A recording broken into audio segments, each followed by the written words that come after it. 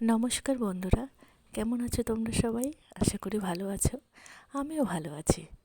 এই বৃষ্টি ভেজা দিনে চলুন দেখে নেওয়া যাক আমার ছোট্ট ক্যাপসিকাম গাছটি কী অবস্থা।